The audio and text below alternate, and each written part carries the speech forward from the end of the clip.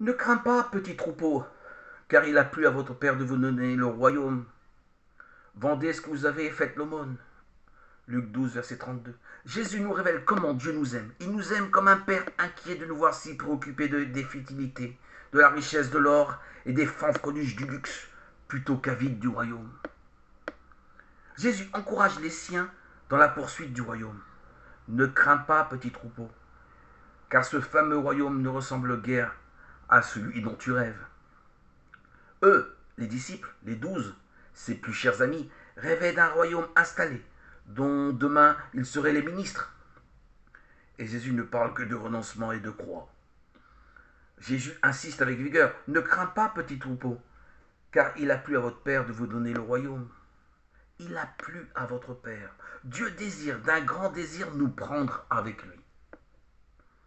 Dieu nous a créés finis, poussière consciente de son néant et de l'instabilité de l'univers.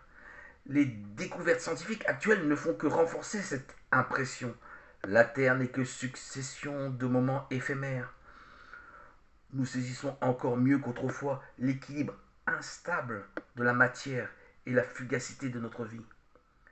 Et Jésus nous crie, comme à ses apôtres, ne crains pas, petit troupeau, car il a plu à votre Père de vous donner un autre royaume, celui de la vie éternelle. C'est pour cela que je suis venu, moi, l'envoyé du Père. On comprend mieux alors ces impératifs de bonté qui veulent nous détourner des fausses richesses. Ne vous amassez pas de trésors sur la terre, amassez-vous des trésors dans le ciel. Matthieu 6, verset 19-20. Les images ne manquent pas de sel, pauvres bourses et pauvres trésors humains, qui trouvent toujours voleurs plus malins que la parade imaginée. Non, ce n'est pas là qu'il nous faut déposer nos richesses. Faites-vous des bourses qui ne s'usent pas, un trésor inépuisable dans les cieux, où aucun voleur n'approche, aucune teigne ne ronge. Car où est votre trésor, là aussi sera votre cœur. Luc 12, verset 33-34. Jésus a vraiment beaucoup d'humour, car tous nos bas de laine sont mités. Pour lui, notre cœur reste le premier principe de notre liberté, sont les choix qu'il fait.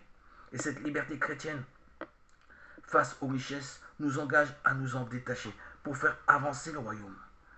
Jésus nous demande une liberté d'esprit, de cœur et d'agir envers l'argent ou les richesses pour le royaume. Liberté de l'agir, car les principes de Jésus nous poussent non seulement à dénoncer l'injustice, mais à lutter contre toute injustice. La terre appartient aux hommes, fils de Dieu, et tous frères de la même famille.